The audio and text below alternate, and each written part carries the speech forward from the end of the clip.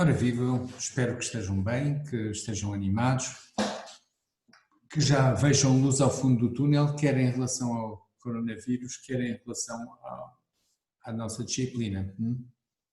Bom, vamos falar um pouco aqui do tema do recurso à força. Nesta apresentação eu falo aqui do ius ad bellum, não é? Mas reparem que também está ali ius contra bellum, não é? O ius ad bellum é o direito de fazer a guerra. O ius contra bellum no fundo, é o princípio básico de todo o esquema das Nações Unidas. Não é? Toda a Organização das Nações Unidas foi constituída como o ius contra bellum, ou seja, o direito a tentar evitar ao máximo a guerra. Bom, então há aí uma distinção que vocês devem ter em mente, porque aparece nos livros de direito internacional, que é a distinção entre o ius ad bellum, o direito de fazer a guerra, o ius in bello, o direito humanitário a respeitar em conflito armado. Eu tenho uma apresentação aí sobre isso, mas provavelmente não irei dar aula porque não vai ser perguntado no exame. O ius post bellum, ou seja, o direito que rege o fim do conflito, e, digamos, o sistema das Nações Unidas, então, que é ius contra bellum, mas que envolve, obviamente, todas essas dimensões. Gostava de chamar a vossa atenção para o facto de que estas preocupações com o direito humanitário surgiram, podemos dizê-lo, num contexto, digamos, do pensamento cristão medieval, não é? Designadamente no contexto das cruzadas, mas não só, porque desde os primórdios os teólogos cristãos iam desenvolvendo pensamento sobre isto. Um dos mais notáveis foi certamente Santo Agostinho, no século IV e V depois de Cristo, e então no século XIII temos Tomás de Aquino, um outro grande teólogo da cristandade, que em pleno tempo das cruzadas, não é, e da reconquista cristã na Península Ibérica, vai refletir acerca do conflito armado, não é? Qual era a ideia dele? A ideia dele, repara, ele como teólogo da cristandade, ele por um lado conhecia, digamos, os textos do Antigo Testamento que falavam de combates envolvendo, digamos, Israel e os seus inimigos, não é? Mas por outro lado também estava influenciado pelo pensamento de Cristo, não é, no século I, que digamos ficou por ser conhecido como o príncipe da paz, não é, para os cristãos. Em todo o caso, a verdade é que ele vivia num tempo em que os cristãos estavam a ser chamados a combater e combatiam, não é? E quando há guerra, obviamente, digamos, acontecem as maiores atrocidades, não é? E então ele tinha que procurar pensar nas seguintes questões, não é? É lícito, digamos, a um cristão envolver-se em conflito armado? Quando? Não é? Quando é que é lícito? Não é? Ou como, repara, alguns mais, digamos, pensadores cristãos mais extremos diziam: um cristão nunca, em caso algum, deve lançar mão da espada, não é? Porque, como Cristo havia dito, quem lançar mão da espada morre à espada, não é? Portanto, o que eles diziam é que o cristão deve assistir impávido e sereno a todos os massacres, a todas as violações que os inimigos venham e façam, digamos, se eles destruírem habitações, se destruírem templos, se destruírem colheitas, etc. O cristão não deve fazer nada, não é? Deve preferir morrer a matar. Ou, digamos, lá está, outros diziam, não, isso em guerra vale tudo, não é? Os romanos dizem inter armas silent leges, ou seja, quando há conflito armado, as leis calam-se, não é? As leis calam-se. não é? Que era, digamos, ou seja, não há lei, é a lei do mais forte, é a lei do vencedor. Não pode haver qualquer contemplação com o inimigo, não é? E já para não falar em alguns que diziam que o direito de conquistar, o direito de pilhar, o direito de saquear era um direito irreprimível das nações. E era um impulso irreprimível das nações. E alguns diziam as coisas são como são. Ora, lá está, neste contexto, não é? Entre alguns que defendiam que tudo é permitido na guerra e outros que defendiam que nada é permitido na guerra, ou seja, nunca se deve ir à guerra, então Tomás de Aquino procura alguns princípios. Um deles é o seguinte: os indivíduos são naturalmente gregários, e ele recebe isto de Aristóteles, não é? O ser humano como zoom político. O Estado, portanto, é uma realidade natural, mas lá está, para ele, como cristão, não é? Digamos, a queda do homem tinha corrompido a natureza humana e corrompido o Estado, corrompido as relações entre os Estados, entre as nações, entre os povos, e, portanto, a guerra era uma consequência dessa queda, não é? Bom, no entanto, dizia ele, dos cristãos esperava-se uma conduta mais elevada. E então é aqui que ele vai defender a teoria da guerra justa, não é? Do ius bellum, que é uma teoria que, se vocês virem bem, não é? Quando eu falar do sistema das Nações Unidas, no fundo é ainda aquela que estrutura a teoria válida hoje, com algumas adaptações, obviamente. Então o que é que ele dizia?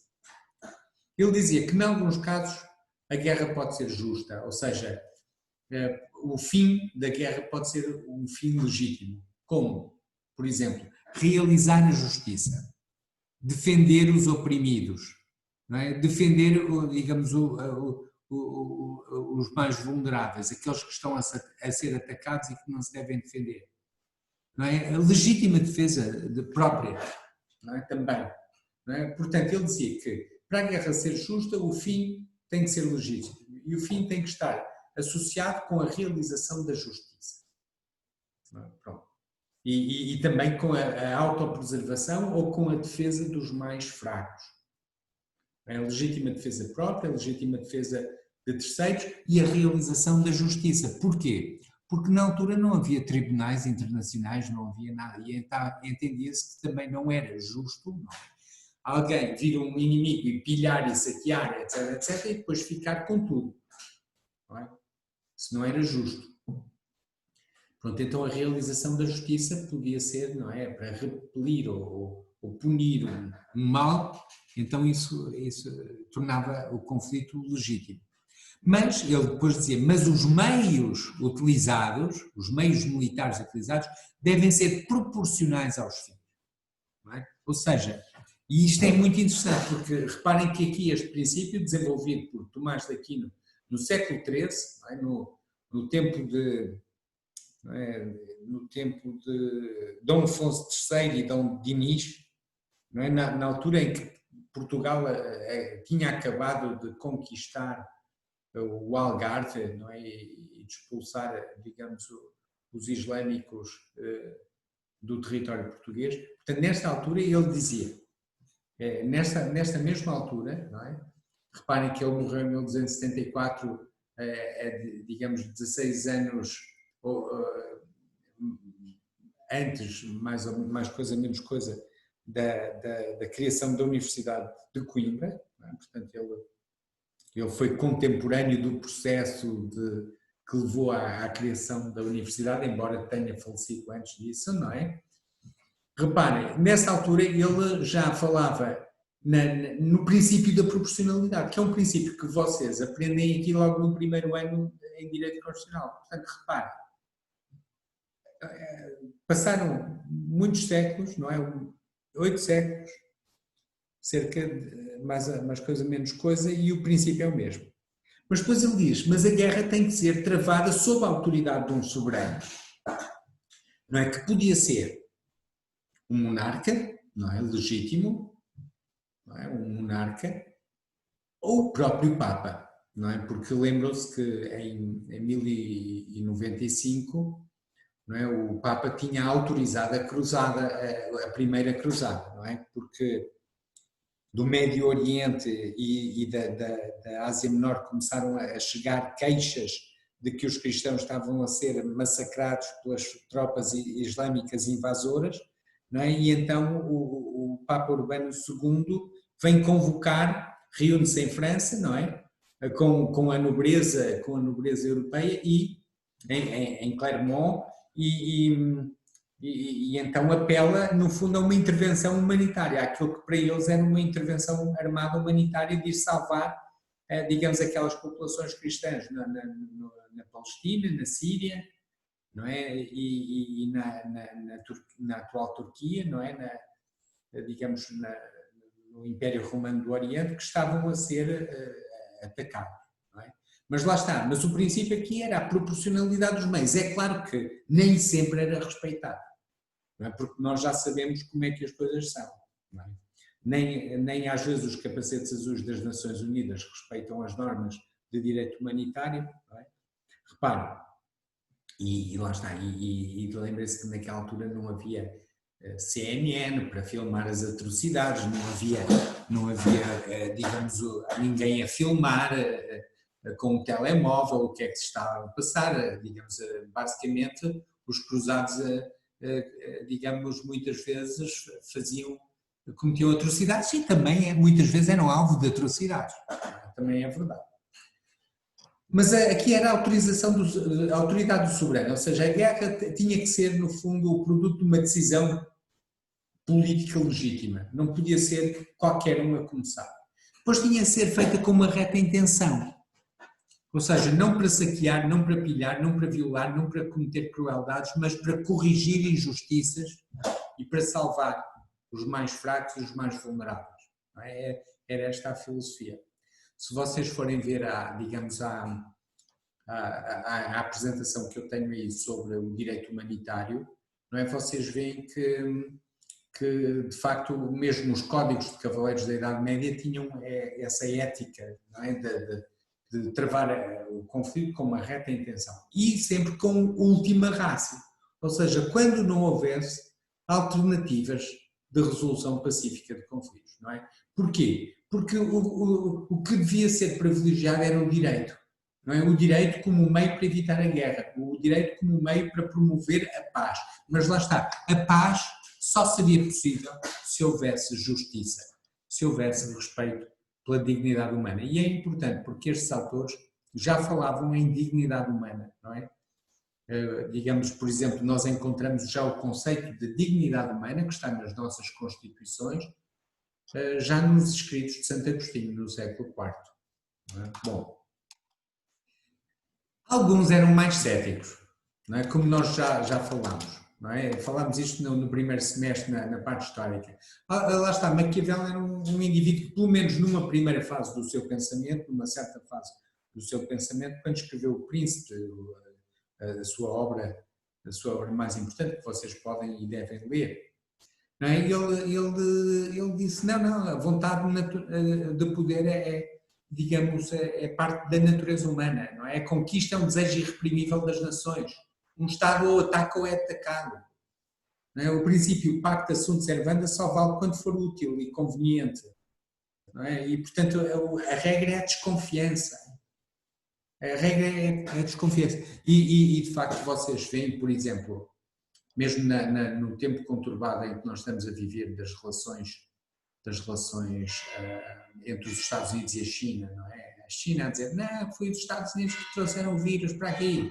E os Estados Unidos, não, foi a China e tal, pronto, compreendem esta tensão latente sempre, e depois quando vocês veem, por exemplo, as movimentações da Armada Chinesa ali nos mares do sul da China, não é?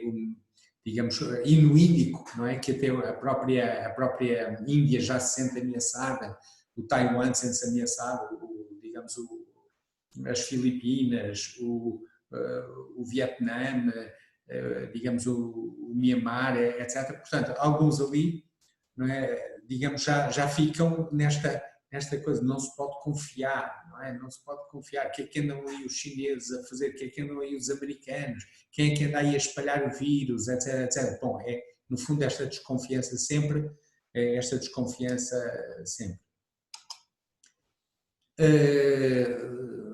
Bom, eu podia falar muito mais, que isto dava muito pano para mangas, mas não posso começar aqui a divagar. Bom, gostava de chamar a vossa atenção para este autor, não é? Que também era um teólogo cristão protestante, arminiano, mas lá está, curiosamente, teve que fugir da Holanda, ele era holandês, teve que fugir da Holanda porque as suas ideias protestantes não eram as dominantes na Holanda protestante e pediu, digamos, asilo político ao rei católico Luís XIII da França, que lhe deu asilo político. Ele viveu na altura da Guerra dos 30 anos e ele dizia, então, eu vi em todo o mundo cristão uma arbitrariedade na guerra em relação à qual mesmo as nações bárbaras poderiam corar de vergonha. As guerras eram iniciadas pelos pretextos mais triviais ou mesmo por nenhum e conduzidas sem qualquer referência ao direito, divino ou humano.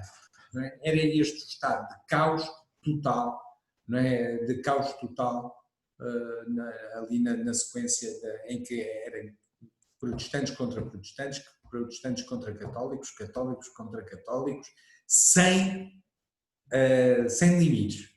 Não é? E que ele até dizia, os bárbaros, os supostos bárbaros, até coram de vergonha quando veem isto. Não é? E de facto nós já vimos isso na Europa, na Primeira Guerra Mundial, na Segunda Guerra Mundial, nós vimos isso mais tarde. Não é? Mas então aqui, mais uma vez, o Hugo Grossio vai fazer uma tentativa na linha daquilo que Tomás de Aquino já tinha feito, e outros, por exemplo, Francisco de Vitória, Francisco Soares, Luís Cuenca de Molina, etc. Portanto, ele vai procurar um meio termo, não é? entre várias perspectivas. Não é? A perspectiva de Erasmo de Roterdão, que era o irenismo, não é? Irene quer dizer paz, não é? Digamos, o irenismo, que era o pacifismo cristão que rejeita a guerra em qualquer circunstância. É preferível morrer pelos valores do que matar por eles. Era o que defendia Erasmo de Roterdão, designadamente no seu espírito dulce bello in expertis, ou seja, a guerra só é boa para quem nunca participou numa delas. Depois, o cinismo político, tipicamente maquiavélico, não é? A guerra é um meio normal para prosseguir os fins dos Estados. Não é? A guerra de Estado, a razão de Estado justifica a guerra. Não é? Então o Hugo Grossio vem dizer, não, a guerra só é legítima para garantir a defesa e promover a justiça. Ora bem, e então no fundo é o que ele vai defender, não é? O direito de legítima defesa e também incluindo a legítima defesa de terceiros.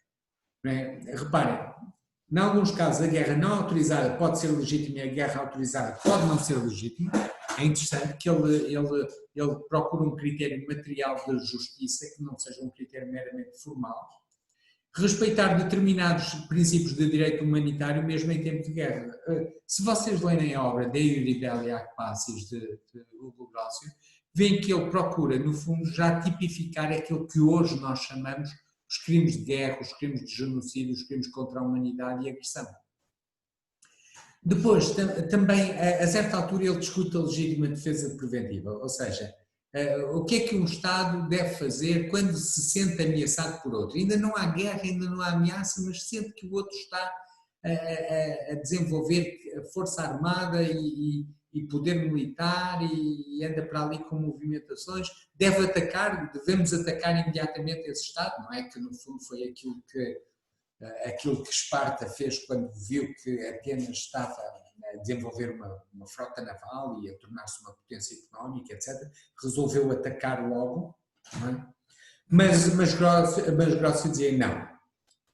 Ele dizia, a melhor defesa preventiva é manter uma conduta impecável e confiar na providência divina, ou seja, não desencadear já o conflito militar. Bom, se isso é bom ou é mau, deixo ao vosso critério. Outro autor muito importante nesta matéria é o Émeric de Vatel, que tem a famosa obra do século XVIII, Le Droit des gens, que vocês podem ler no Google. Aliás, estas obras estão disponíveis no Google e vocês, não digo que as leiam, mas digo que passem os olhos por elas, não é? Façam aí um scrolling no vosso computador e passem os olhos e deixem que os vossos olhos se detenham naquelas partes que saltarem à vista e que vos chamarem a atenção.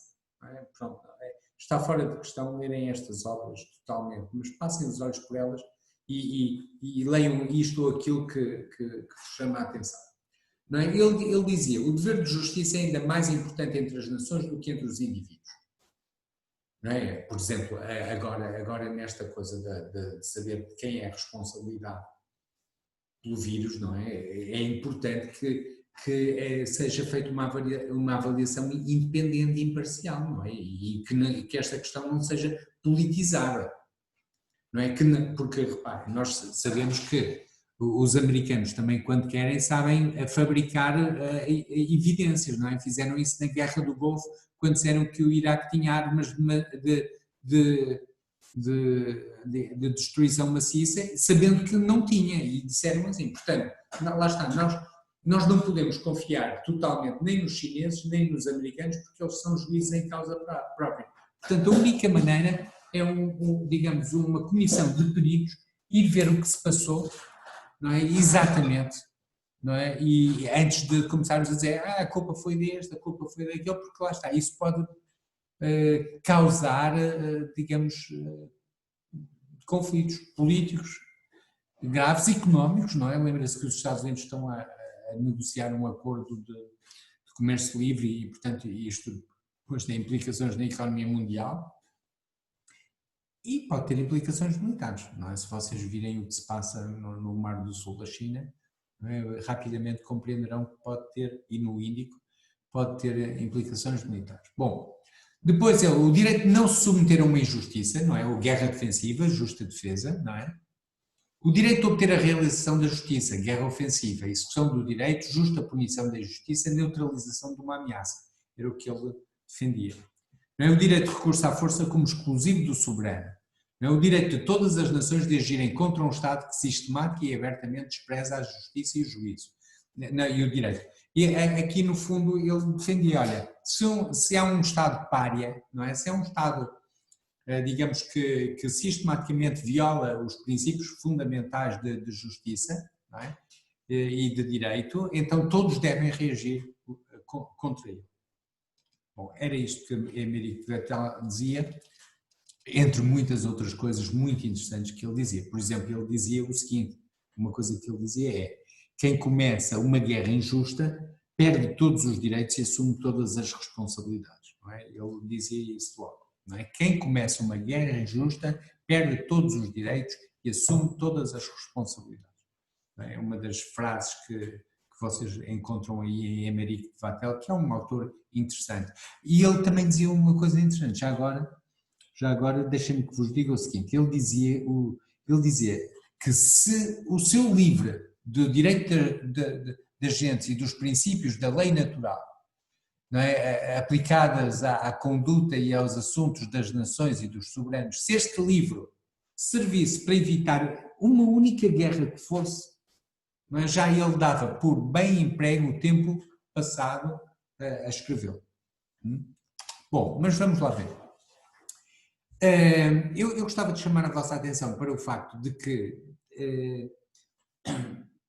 o desenvolvimento do direito humanitário, digamos, nós já falamos um bocado disso, se desenvolveu principalmente nas conferências de Haia, convocadas pelo czar Nicolau II, não é, da Rússia, em 1899 a 1909.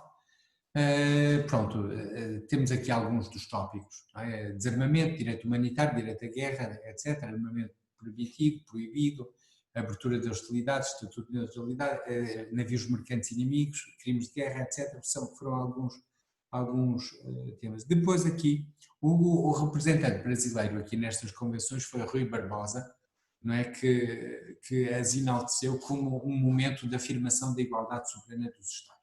Infelizmente, essa igualdade soberana dos Estados não iria durar muito tempo, porque em 1914 iria estalar a Primeira Guerra Mundial, não é?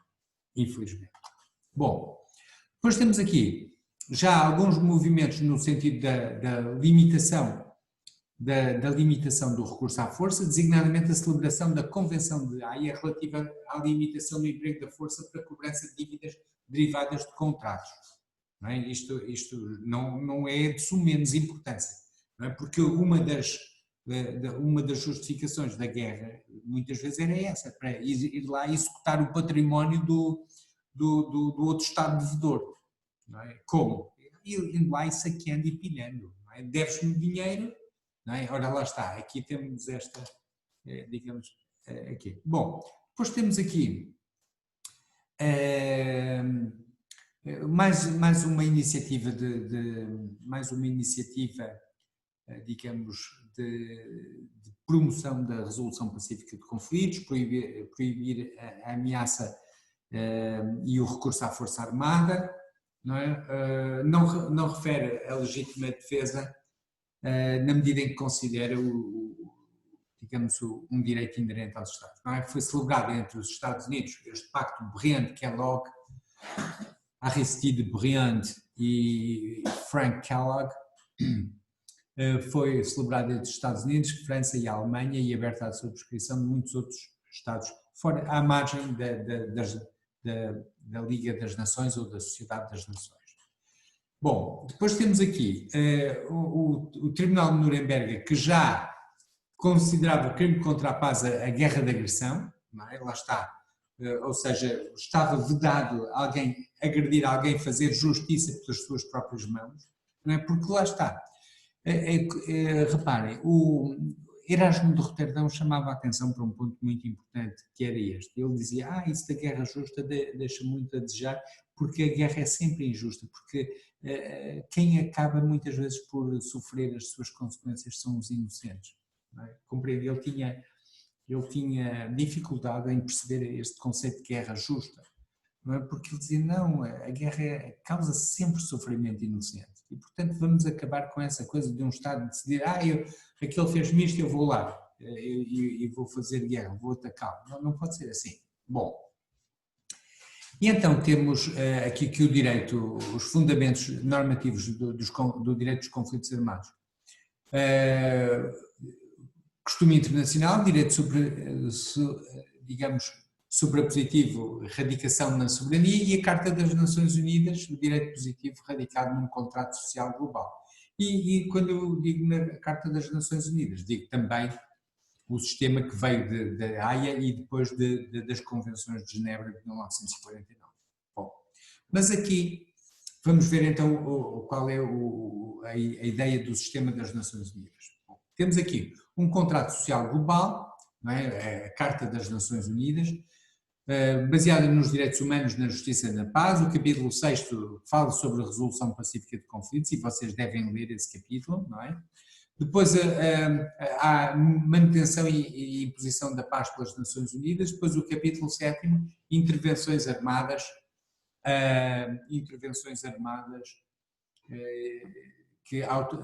carecidas de autorização do Conselho de Segurança das Nações Unidas. Legítima defesa, inerente, excepcional, provisória e proporcional, observância do direito humanitário e, então, a responsabilidade criminal internacional. Basicamente, é no fundo disso que se trata. Vamos ver, então. Proibição do recurso à força. Não é? Proibição do recurso à força. Preâmbulo da Carta diz... fala em garantir, pela aceitação dos princípios e a instituição dos métodos, unir as nossas forças para manter a paz e a segurança internacionais. Garantir, pela aceitação de princípios e a instalação de métodos, que a força armada não será usada a não ser no interesse comum. Não é? Portanto, reparem, o que é que estava aqui em causa? A Segunda Guerra Mundial tinha acabado e agora era necessário garantir uma ordem mundial que conseguisse assegurar a paz. Não é? E em que a Força Armada não pudesse ser prosseguida. Perdão.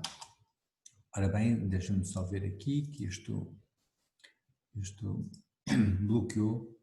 Aqui vamos avançar. Então, o artigo 2º, número 4, diz: os membros das Nações Unidas, não é, deverão abster-se nas suas relações internacionais de recorrer à ameaça ou ao uso da força, quer seja contra a integridade territorial ou a independência política de um Estado, quer seja de qualquer outro modo incompatível com os objetivos das Nações Unidas. Não é? Pronto, temos aqui esta ideia. Pronto, no fundo, aqui temos duas questões teóricas. O que é isso da soberania? Será que a soberania é originária, inerente, anterior a qualquer comunidade humana?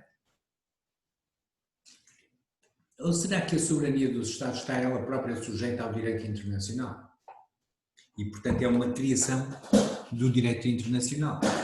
Não é?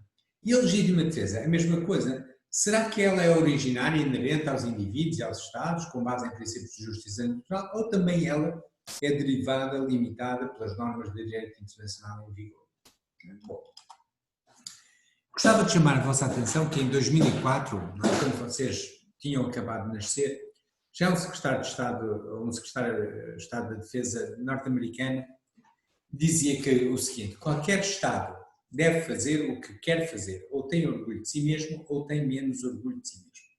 Esta era, digamos, eram os chamados falcões, não é? Digamos, aqueles indivíduos da CIA e do Pentágono que tinham acabado de ser atacados em 2001 pelo famoso ataque às Torres Gêmeas, não é? Que se calhar vocês não apanharam, ou se apanharam, eram muito criancinhas, não eram bebezitos.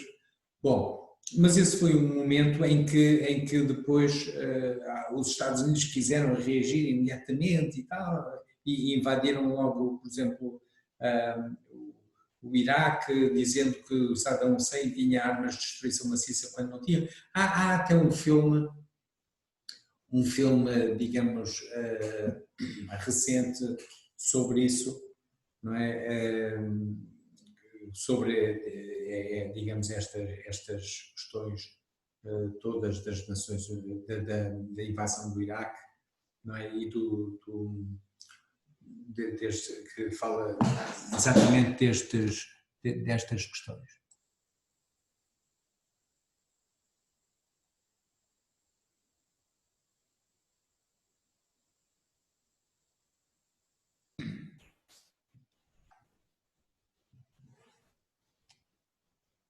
Continuando, desculpem que eu estou.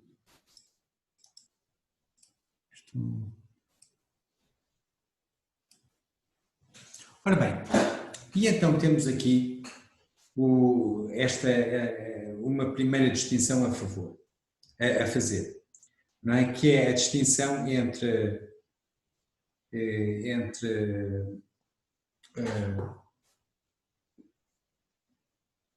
digamos, o conflito armado e conflito não armado. Não é? Que é uma distinção importante a ter presente aqui neste sentido. Não é? Que, no fundo, é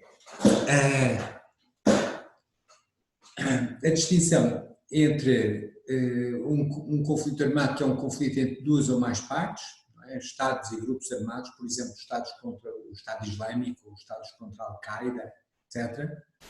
Não é? E um conflito não armado, que é no fundo, digamos, um conflito, por exemplo, contra certos grupos, digamos, certos grupos terroristas, por exemplo, sei lá, nas favelas do Rio de Janeiro, ou aquele grupo de crime organizado, o MS-13, não é? Ali do centro da América Central e dos Estados Unidos, etc., não é? Que lá está. Isso aí, em princípio, estará sujeito à polícia e aos tribunais, enquanto que o outro envolve já o exército, não é? Portanto, o conflito armado envolverá o exército. Depois há ali algumas zonas de fronteira, não é? Há algumas zonas de fronteira, porque às vezes o exército pode ser chamado a intervir em zonas de grande criminalidade, como por exemplo aconteceu nas favelas do Brasil, não é? Em que o exército, digamos, chegou a intervir nas favelas. Não é? Ora, lá está, isso mostra que há ali algumas zonas algumas zonas híbridas. Depois temos o conflito armado internacional, não é? Que pode ser um conflito entre dois ou mais Estados, não é? Ou pode ser um conflito em que, digamos, pode ser um conflito em que o inimigo é um ou mais grupos armados, que é o que acontece, por exemplo, na Síria. Não é? Na Síria é o Estado sírio, não é? Contra vários grupos armados. E depois, lá está, depois também há a interferência de vários Estados que apoiam este ou aquele grupo, ou não é? E, portanto, depois temos este problema. E a mesma coisa na Líbia. Não é? Na Líbia. Ora, aqui então temos que, digamos, o inimigo é um dos mais grupos armados e pode ser um conflito nacional ou transnacional. Por exemplo, no caso do Estado Islâmico é transnacional porque ele aparece em vários Estados. Não é? Ele é capaz de aparecer simultaneamente, por exemplo, na Líbia, no Sinai, não é? Ali no Egito, pode aparecer também na Síria, pode aparecer no Iraque, digamos, pronto, e anda por aí, não é? Isto já para não falar noutras metástases, não é? Que nos poderiam levar quase até Moçambique. Depois temos aqui o capítulo 7º da Carta das Nações Unidas, que é muito importante, não é? Tinha aqui um modelo original, que era o monopólio do uso da Força Armada pelas Nações Unidas, não é? E digamos, os Estados-membros, no fundo, sob a autoridade do Conselho de Segurança das Nações Unidas e de uma Comissão de Estado-Maior, integrando representantes dos membros permanentes, poderiam então recorrer à Força Armada sob a direção estratégica das intervenções desse Comissário de Estado-Maior. Claro que o sistema não funcionou tal como estava previsto no capítulo 7º por causa da Guerra Fria. Não é?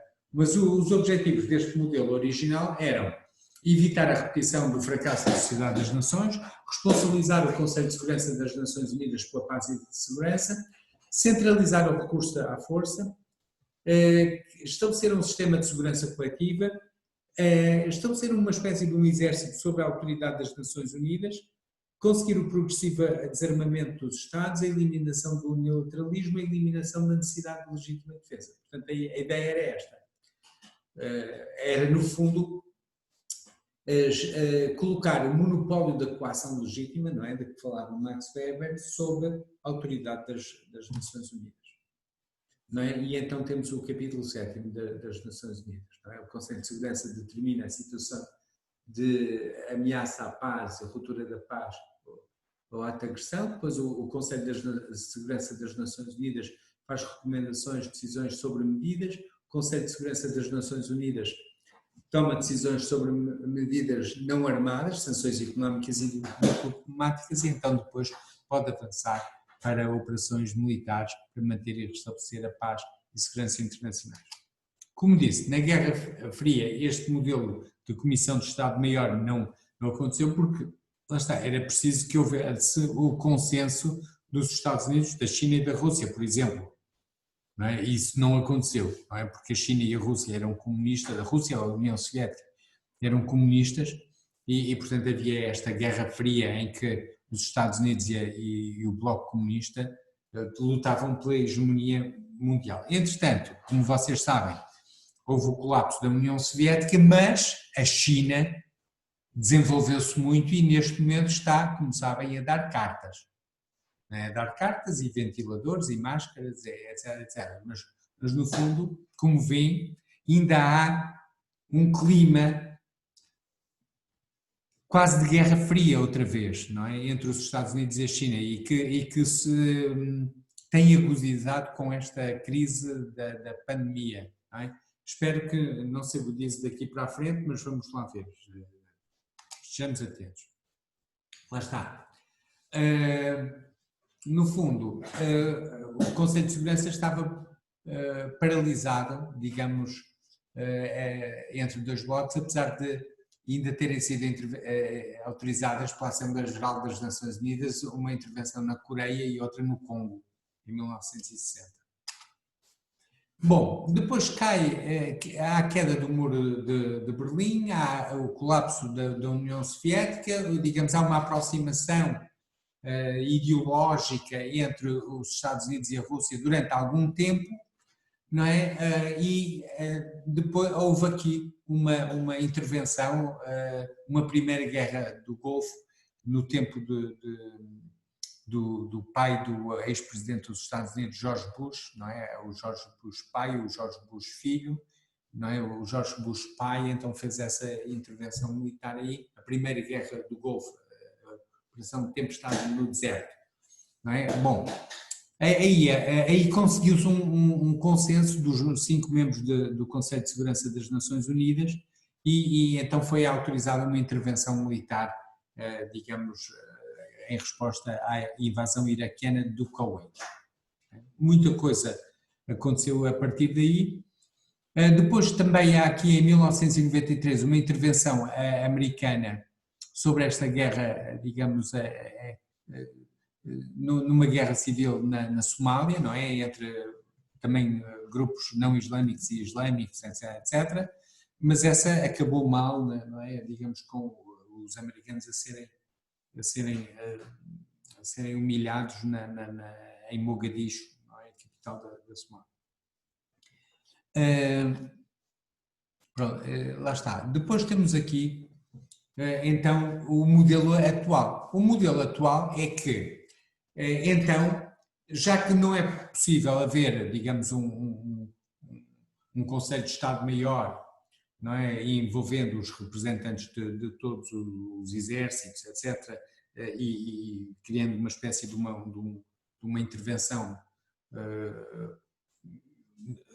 sob o comando das Nações Unidas, então passou-se a adotar um modelo de autorização de intervenções armadas pelo Conselho de Segurança. Mas lá está, é preciso que todos estejam de acordo, designadamente, e quando digo todos, estou a dizer os 5 membros permanentes, não é? Que neste momento, como sabem, são o Reino Unido, a França, os Estados Unidos, a Rússia e a China. E isso nem sempre aconteceu, não é? Nem sempre aconteceu. Por exemplo, na Guerra dos Balcãs houve uma intervenção na ex-Jugoslávia, não é? que foi feita pela NATO sem a autorização do Conselho de Segurança, porque não havia o apoio da Rússia. Não é? Bom, portanto, mas o Conselho de Segurança não autoriza só intervenções armadas. Por exemplo, ele criou tribunais penais da ex-Jugoslávia do Ruanda e a Guerra Global ao Terrorismo, a Global War on Terrorism. Não é? Portanto, ele tem também essa função. O capítulo 7º diz que os membros das Nações Unidas concordam em aceitar aplicar as decisões do Conselho de Segurança de acordo com o presente carta, ou seja, digamos, estas resoluções são vinculativas. Bom, e então temos aqui proibição do recurso à força. Então, reparem, o sistema das Nações Unidas não proíbe o recurso à força de um governo contra o seu próprio povo, quer dizer, não proíbe expressamente, podemos dizer que implicitamente proíbe, mas expressamente não proíbe. Não se refere aos conflitos entre grupos dentro do mesmo Estado, ou seja, está preocupado mais com conflitos internacionais, não é? É por isso. É claro que ele está também preocupado com a promoção dos direitos humanos, etc., do Estado de Direito, da democracia, não é? Mas diretamente não se refere à proibição deste tipo de conflitos. Não refere, digamos, os conflitos entre o governo e a oposição armada, não proíbe a violência, digamos, e a privação económica sistemática de governos opressores. Ou seja, podemos dizer que a letra não proíbe, mas o espírito proíbe, não é? Claro. Bom, vamos ver aqui agora o que é que se diz sobre a legítima defesa. Artigo 51 da Carta das Nações Unidas diz: nada na presente Carta prejudicará o direito inerente de legítima defesa individual ou coletiva no caso de ocorrer um ataque armado contra um membro das Nações Unidas, até que o Conselho de Segurança tenha tomado medidas necessárias para a manutenção da paz e da segurança internacionais. As medidas tomadas pelos membros no exercício desse direito de legítima defesa serão comunicadas imediatamente ao Conselho de Segurança e não deverão, de modo algum, atingir a sociedade e a responsabilidade que a presente Carta atribui ao Conselho para levar a efeito, em qualquer momento, a ação que julgar necessária à manutenção e ao restabelecimento da paz e da segurança internacional. Bom, então temos aqui, está garantido o direito de legítima defesa e normalmente há uma justificação, há várias justificações para a legítima defesa. A justificação biológica, o instinto de sobrevivência, justificação antropológica, prerrogativa anterior e superior ao direito, justificação jurídica, o direito à vida, prerrogativa da soberania dos Estados, princípio jurídico suprapositivo, justificação filosófica moral, exigência da justiça natural, verdade evidente por si mesmo, não é? Aquilo que eles chamavam uma self-evident truth, não é? David Hume e outros, não é?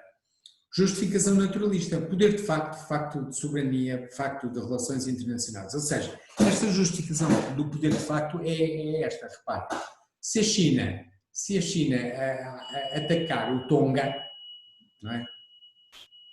Pode-se dizer, o Tonga tem o direito de legítima defesa. Sim, ok, tem o direito de legítima defesa, mas não tem hipótese nenhuma contra a China, não é? É a mesma coisa, sei lá, que aquele boxer Floyd Mayweather, não é? Me atacar e eu dizer, eu tenho direito de legítima defesa. Não, ele bastava atingir-me com um dedo, não é? E era knockout. Não é? Pronto. A menos que eu tivesse, digamos, alguma bazuca, mas não tenho. Portanto, no fundo, alguns dizem assim, não, a legítima defesa é um luxo de quem pode defender-se. Quem não pode defender-se, ora, lá está. Quando há alguém que não pode defender-se, lá está. Isso pode legitimar a legítima defesa de terceiros. Alguém intervir. E mais, e como nós iremos ver, há quem diga que esse é um dever também da comunidade internacional.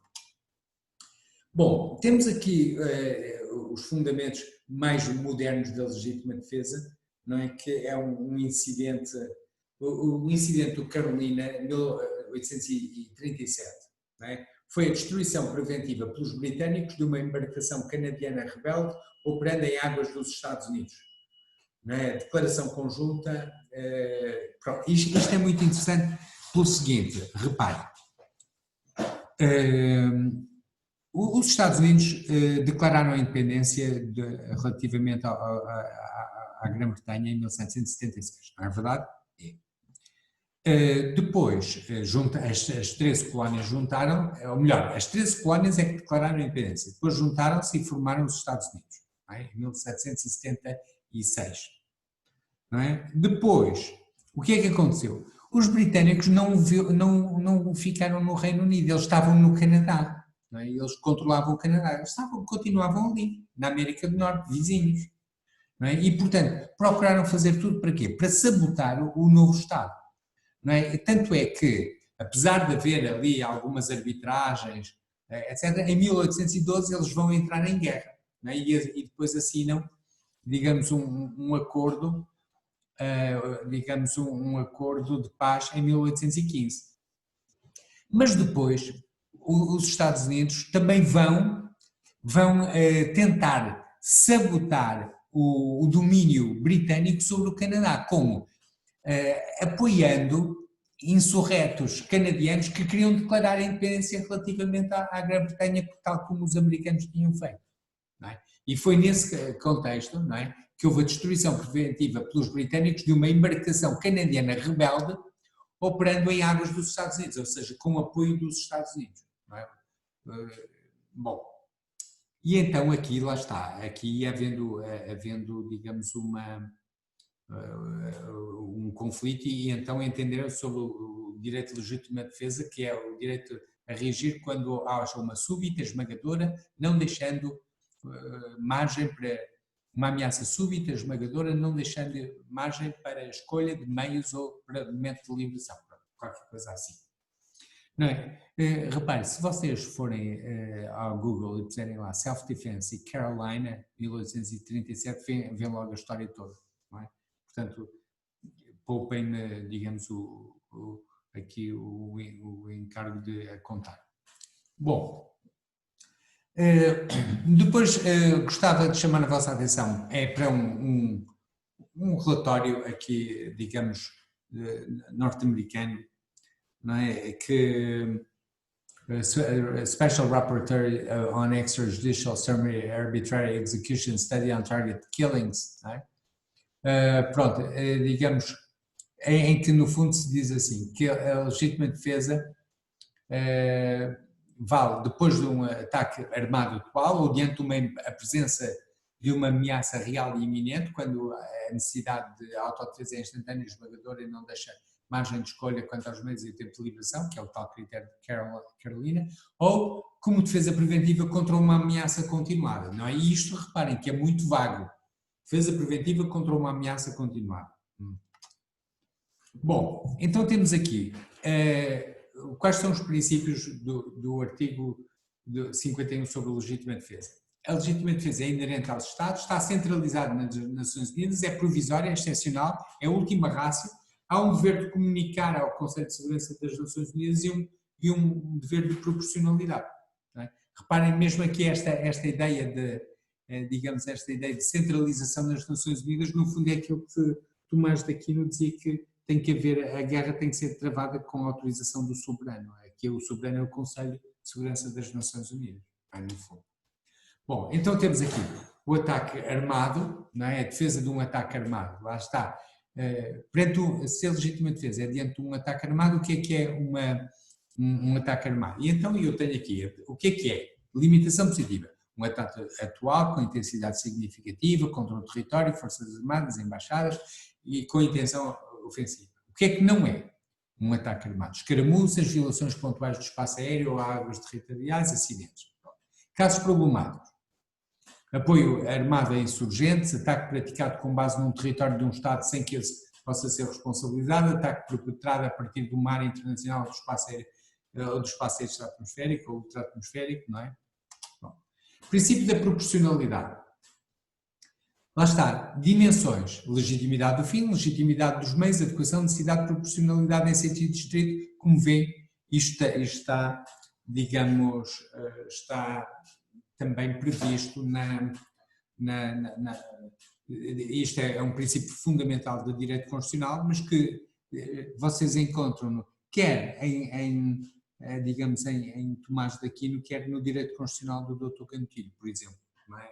E encontram nas obras de direito internacional, direito humanitário, etc. Sempre o mesmo princípio. Não é? E lá está, às vezes alguns meios nem sequer são legítimos. Não é? Alguns meios são ilegítimos. Por exemplo, o genocídio, os crimes de guerra e os crimes contra a humanidade nem sequer são legítimos.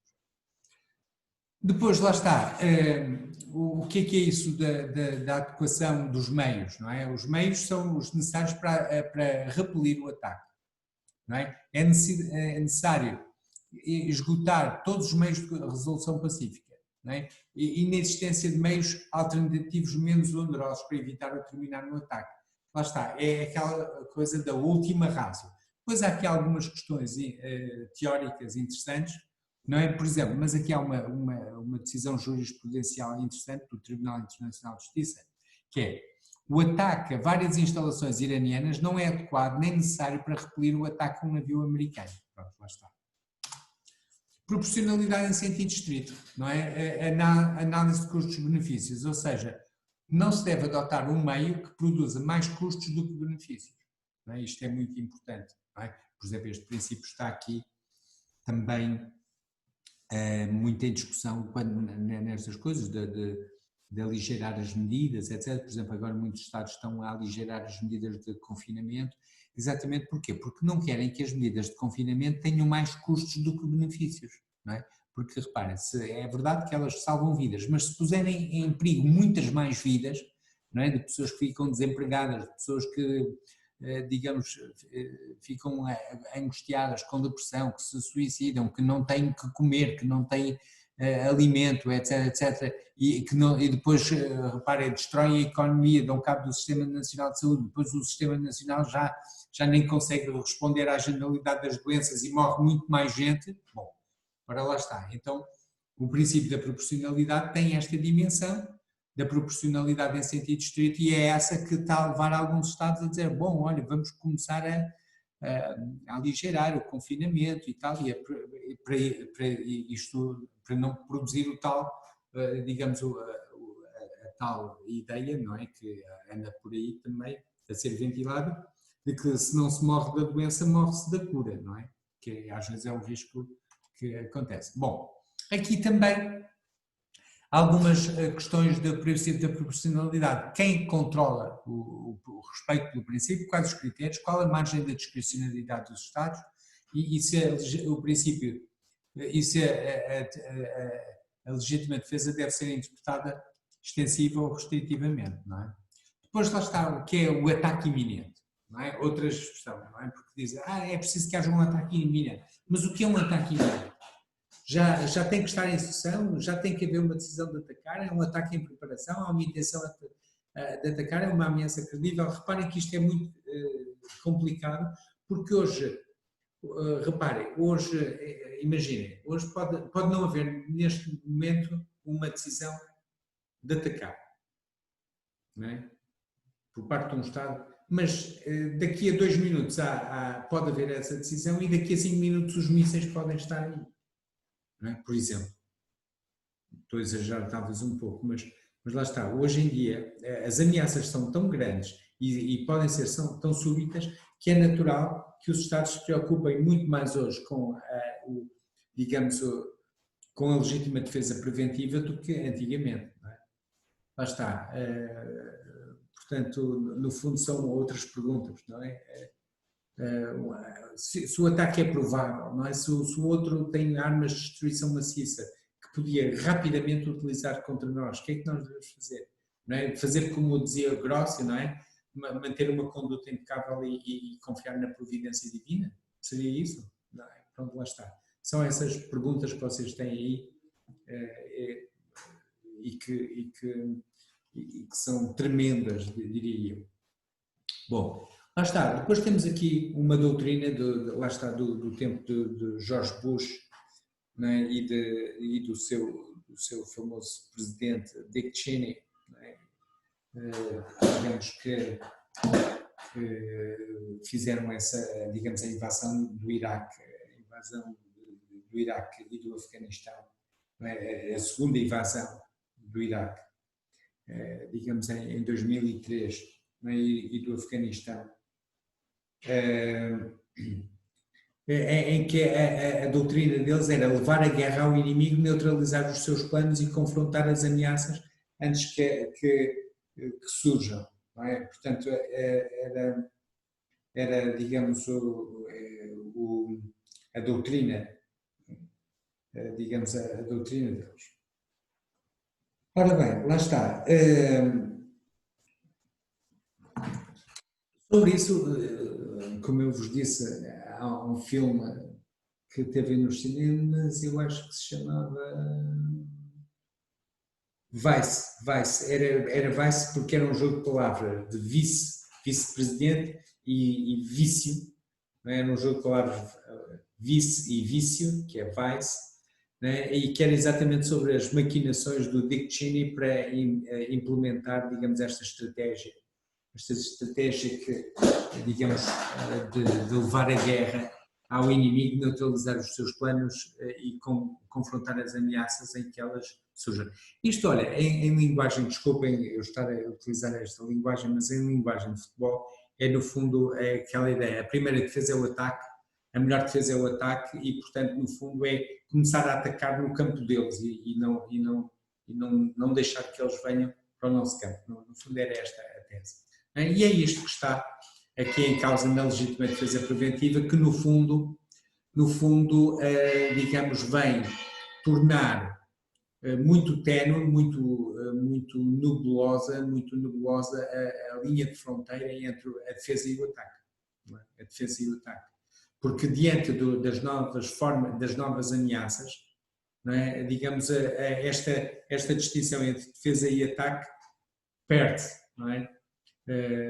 Ou seja, a possibilidade de uma legítima defesa preventiva, não é?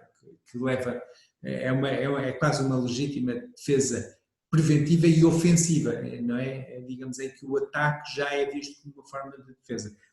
É problemática aqui, não é? Bom, portanto, são estas algumas das linhas de pensamento aqui, avaliar intenções hostis, reduzir a probabilidade de ataque, agir antes da ameaça se materializar, antes da capacidade de ataque ser emprega, ser adquirida. Não é? Qual é o problema deste conceito? É que pode neutralizar a proibição do recurso à força, deixa uma grande margem de apreciação aos Estados, pode ser manipulada pelos Estados poderosos, pode ser seletivamente aplicada e qualquer ação unilateral pode ser interpretada e justificada como legítima defesa preventiva. Não é? É esse o problema. Bom, aqui tenho algumas intervenções assim. Esta também houve um filme, Vitória em Entebbe, esse muito antigo, sobre esta intervenção, não é? Da libertação pela Israeli Defense Force de reféns na posse de um grupo palestiniano no aeroporto de Entebbe. Bom, isto também, vejam isto no Google, que isto tem um filme, não é? Intervenção israelita no Iraque contra um ataque ao reator nuclear de Osirak, não é? E de facto, Israel está ali, digamos, no mapa, a cor de laranja e digamos, rodeado por forças hostis e então põe-se, digamos, esta questão também esta questão da legítima defesa preventiva constantemente. A intervenção no Afeganistão, não é? Lá está, também foi uma intervenção feita com essa justificação, a ocupação de um Estado para eliminar o governo dos talibãs em 2001, na sequência dos ataques de setembro de 2001, em outubro foi logo a intervenção, não é? E a ideia era, se for legítimo invadir o Afeganistão para prevenir ataques aos Estados Unidos, isso é legítima defesa à luz do direito internacional. Compreendo que o direito internacional pode cada vez mais justificar tudo e mais alguma coisa. A intervenção no Iraque de 2003 foi também, digamos, justificada com base na legítima defesa. Foi um argumento apresentado por alguns juristas, mas não pegou muito, mas foi um dos argumentos. Depois temos aqui o direito internacional da ocupação, não é? Ou seja, quem ocupa tem que, digamos, tem que cumprir algumas normas, não é? Deve proteger os civis, proteger instalações civis, conservar bens culturais, garantir a segurança e ordens públicas, o respeito pelas leis nacionais, o respeito pela propriedade privada, proibição de pilhagens, respeito pela família e religião, restrições aos poderes tributário e dever de boa administração no interesse do Estado ocupado. Não é? Isto resulta das convenções da Haia e das convenções de Genebra e é importante aqui. Limites à legítima defesa. Chamo a vossa atenção para o facto que o Tribunal Internacional de Justiça, num parecer sobre a utilização de armas nucleares de 1996, disse: o princípio da proporcionalidade não pode em si mesmo excluir o recurso às armas nucleares em legítima defesa em todas as circunstâncias. Não é? Isto é tremendo. Bom, e então temos aqui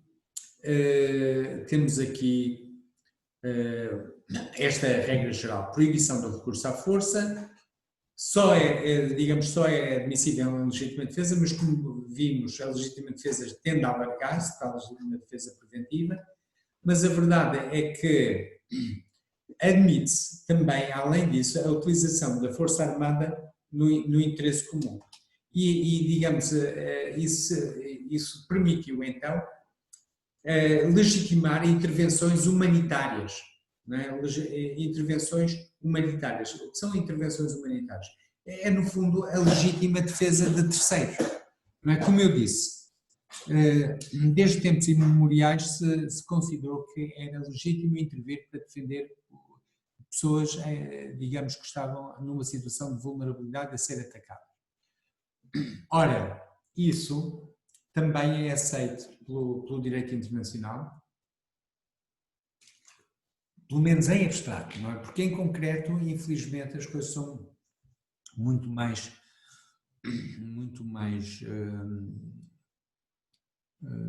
sombrias, não é? Mas os fundamentos seriam a primazia dos direitos humanos, a relativização da soberania dos Estados, a superação do modelo de Westfália, não é? Os critérios de intervenção seriam a escala do sofrimento, o alcance, a duração, a probabilidade de êxito, não é? Lá está, quem dera, por exemplo, que houvesse uma intervenção armada que conseguisse de uma vez por todas resolver o problema da Síria, mas lá está, o problema é que as coisas não são assim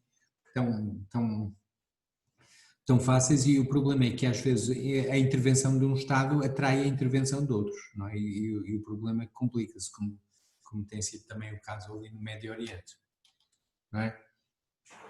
Quem é que dá o flanco a uma intervenção humanitária? Quem é que, no fundo, como se diz, se põe a jeito para ser alvo de uma intervenção humanitária? Repara, um Estado que acolha terroristas, que tenha armas de destruição maciça e que viola gravemente direitos humanos, está a chamar uma intervenção. Embora as coisas não sejam assim tão lineares, longe disso. Gostava de chamar a vossa atenção para o facto de que algumas operações militares foram consideradas operações humanitárias. Não é? A intervenção em Granada, em 1983, não é? Uma intervenção no Haiti, em 1994,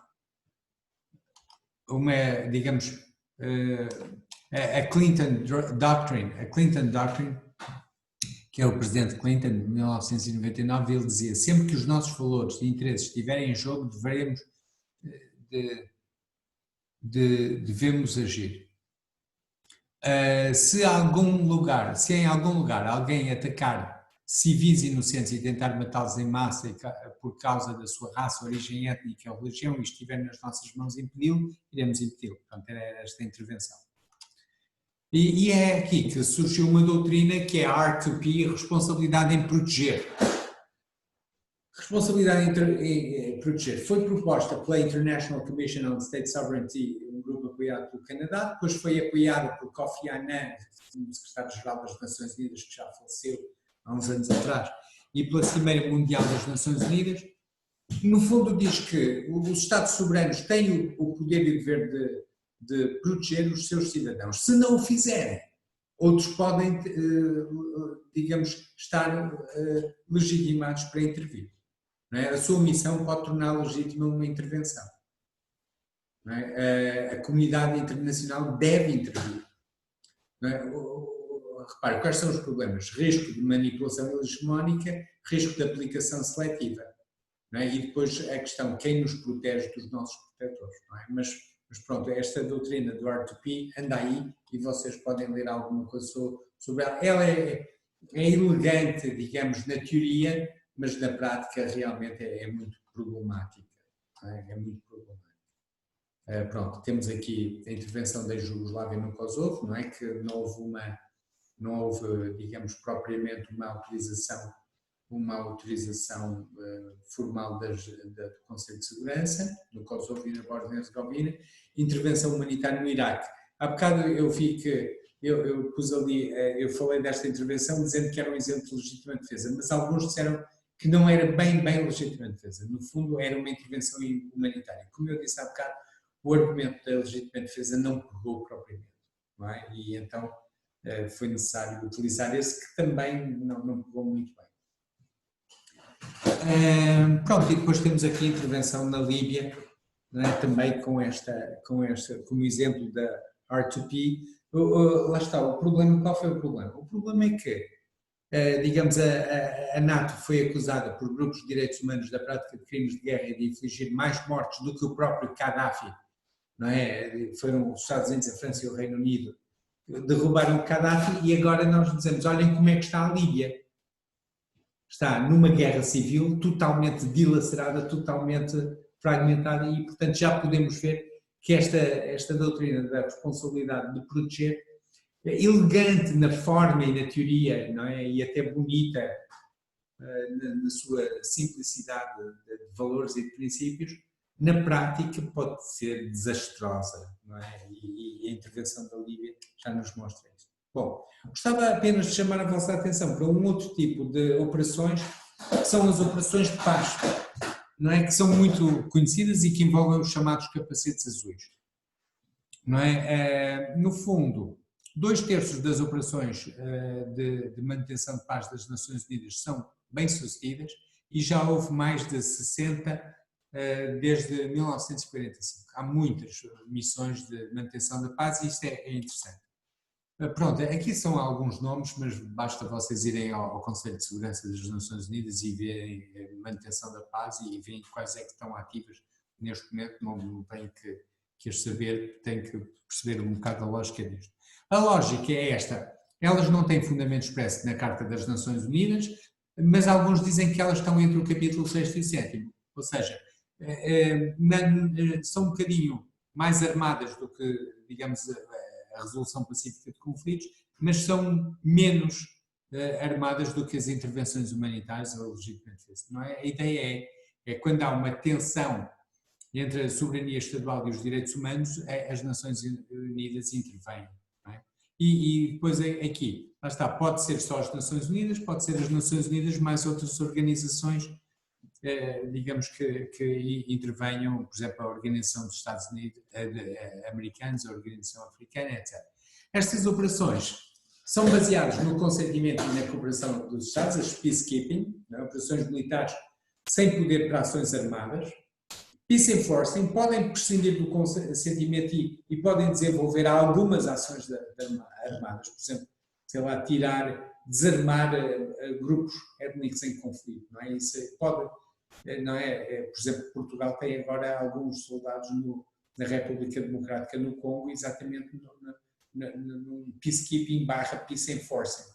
Não é? E depois há, obviamente, a criação de condições, o peace building, que é a criação de condições institucionais e políticas e duradouras para a paz, que já são as operações de paz e auxílio humanitário, não é? E que, no fundo, envolvem não apenas civis, mas também militares. Não apenas militares, mas também civis. Por exemplo, nós no nosso Centro de Direitos Humanos, aqui da Faculdade, temos um curso que fazemos com o Exército Português, que é o OPA, não é? Que é exatamente operações de paz e auxílio humanitário, que qualquer de vocês pode ir ali ao Centro de Direitos Humanos e inscrever-se e fazer esse curso e estão em contato com civis e militares e têm formação para intervir em operações deste tipo, designadamente na parte de peace building. Bom, estas operações também, no fundo, começaram por ser de manutenção de cessar-fogo e garantia, digamos, multidimensional de acordos de paz, fazem o acompanhamento de transições políticas, não é? E depois também vão para peace building, não é? Desenvolvimento de estruturas políticas, desmilitarização, desarmamento e desminagem, ajuda humanitária, democratização, construção institucional do Estado de Direito, garantia de segurança e de ordem pública. Não é? Isso faz-se em muitos Estados, desde o Líbano, passando pelo Uganda, pelo Ruanda, pela República Centro-Africana, pela República Democrática do Congo, pela Somália, etc.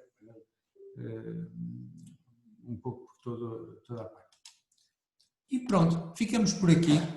Vejam bem esta matéria e continuem a estudar. Olha, leiam as notícias e vejam a relevância desta matéria nas notícias que hoje se podem ver de hora a hora. Então, bom trabalho.